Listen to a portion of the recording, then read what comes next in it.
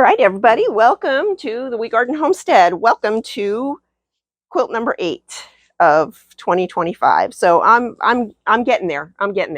I finished up several this week. This one is done, and it's the end of May. Today I'm recording on May 31st. So by the time you see this, it's going to be June. I was hoping by the end of May I would have 10 done, because if I was going to do 25, that would be 2 a month plus 1. But it's okay. I have another one ready to make a sandwich. I have 2 actually ready to make a sandwich. One of them is ready to go. The other one I've got to make the back. So that'll bring me up to 10.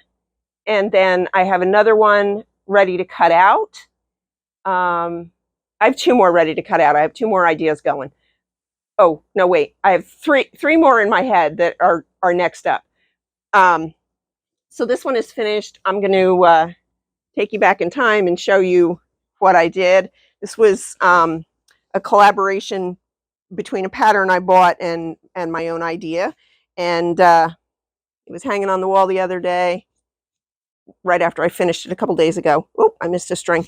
And Salty looked at it and he goes, "Is that a donation quilt?" And I said, "Yeah." And he goes, "Oh." So I think he wanted me to keep it. I told him I'd make another one. So if I do make another one, it'll probably be a little bigger, because this one was just the right size for the donation quilts. It came out just a hair small, so I did add a border, and I did the same on the back as I did for the border.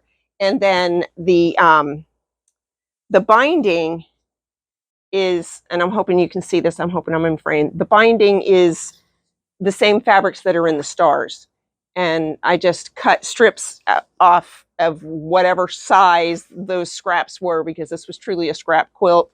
And I went around with the binding. When I finished, I had about that much left.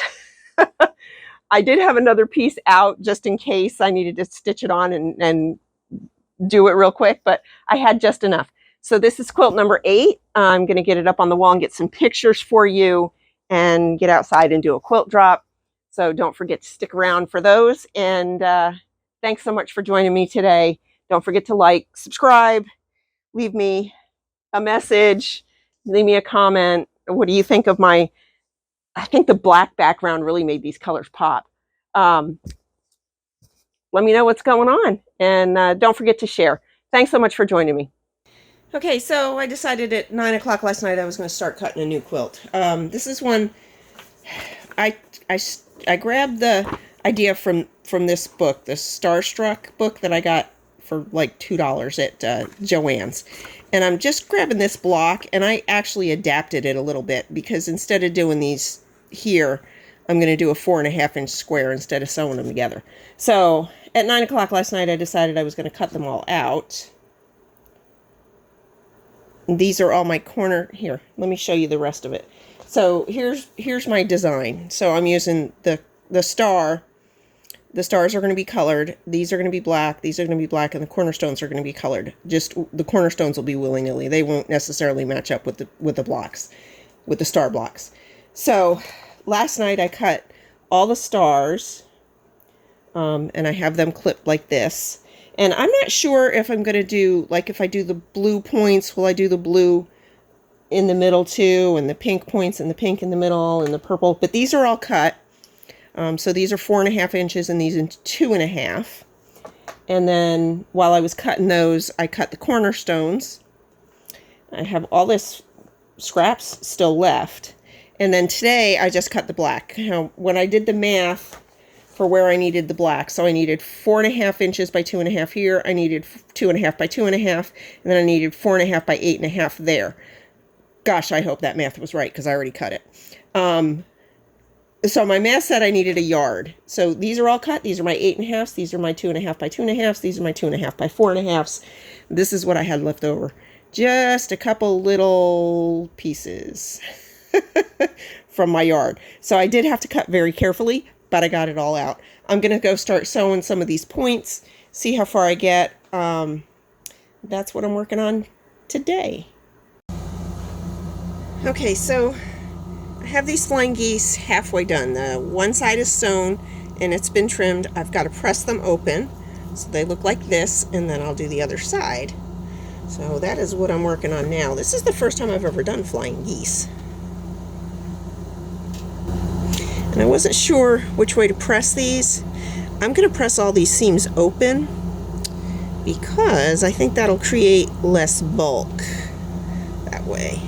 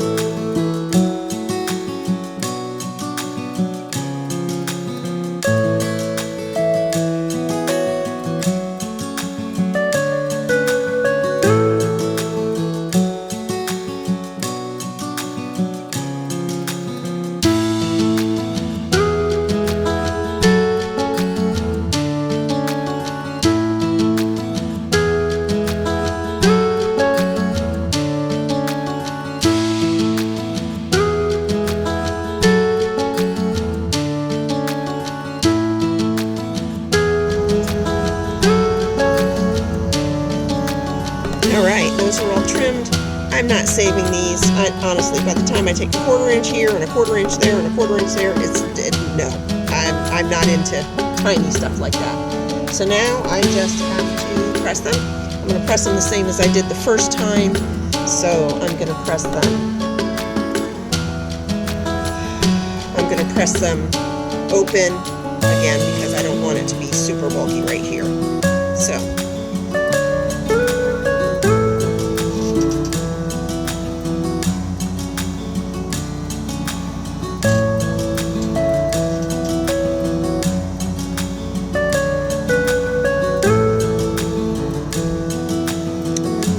Flying geese.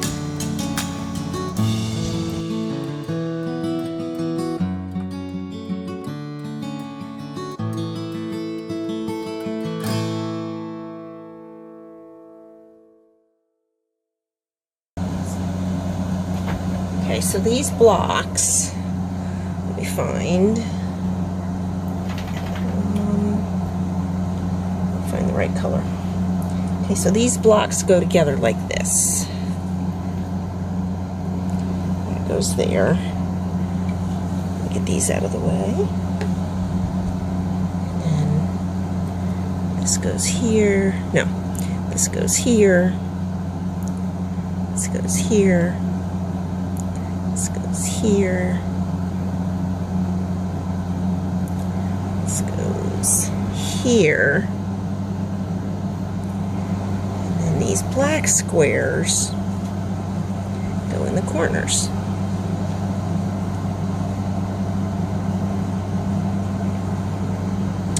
And then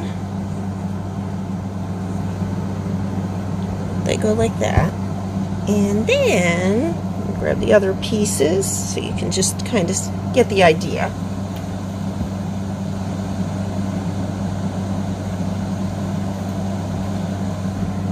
And these pieces are going to go on the sides and the bottom, which you can't see because there's not enough room here. Let me see if I can move this camera up a little bit without messing things up too much. Alright, this will give you the idea. And then I've got corner pieces. Okay, so one across there. And then I've got, you know, once the seams are in, these are going to match up. And then I've got corner pieces that'll go like that. So there will be here, and then another corner piece here. And these are just gonna be whatever color I happen to put wherever. And then I was thinking, though, do I want to make these all the same color, or do I want to switch the middles around a little bit? Like, say, oh, I don't know, put the pink one in the middle here, like that. I kind of like that better, I think. I might have to go lay this out and see how it looks. I'm gonna have to lay a bunch of them out and see how I like them. I might do it that way. Maybe I'll call Salty in and ask him what he thinks. Okay, so I got these all put together. I did decide to change out the middles, and basically what I did was I did them kind of willy-nilly. I just tried to make sure that if I had flowers on the outside, I didn't have flowers in the middle, because it was a pretty even distribution. So if there were flowers in the middle, then there weren't on the outside. And that was the only them together that way, however they came out of my hand. So that's it. All 12 of them are together. These star blocks are together. Now the next thing I need to do is put these side pieces on. And just a funny note, I have 12 of these extra. I guess I miscounted. So I have 12 2.5-inch black squares. Yeah. So the next thing to do is to put these on. I'll put them on just the right sides. Every single one will get one on the right. I'll decide on the layout, and then 4 of them will get one on the left.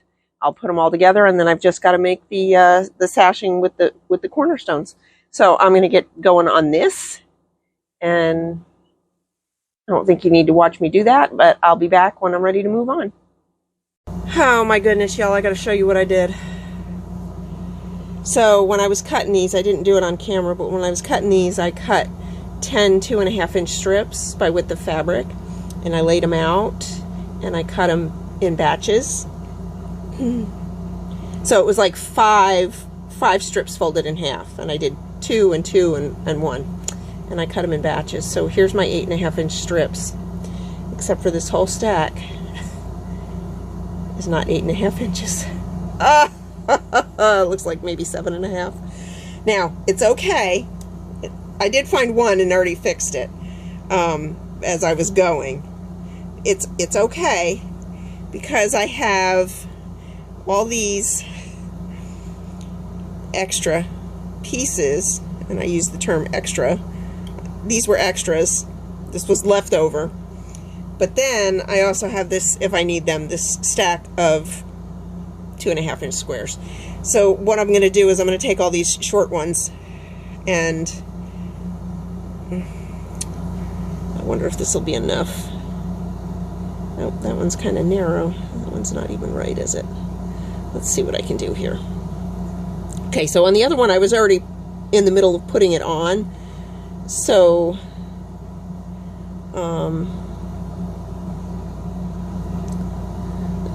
I stopped where I was sewing, and I sewed it on, and I finger pressed, and well, that'll work. Barely. Okay, so what I'm going to do is I'm going to take each one of these, and I'm going to add a piece to the end, and press them and recut them, and then I'll be ready to move on. All right, y'all. Emergency averted. I got all this done. Sorry, I didn't get it all on camera. I film with my phone, and I like to listen to music when I'm sewing, so I can't listen to music and film at the same time. So if you look real close, you can see where I joined those pieces. But honestly, if you didn't know, you wouldn't be able to see it. And actually, this one is not a join. This is a join. This is not a join. But that was a fold. So yeah, I don't think once it's quilted, I don't think anybody's going to be able to see. So it is laid out on the bed. I am in the middle of making a sandwich, and then I'm going to go quilt it. It came out a little bit small, so I did add a little bit of this border on. This was from that last Joann's haul. Not the last one, the one before. But yeah, I'm also using that on the back, but I can't show you right now because I don't want to shift my sandwich. So I'm going to get this done, and I'll be back.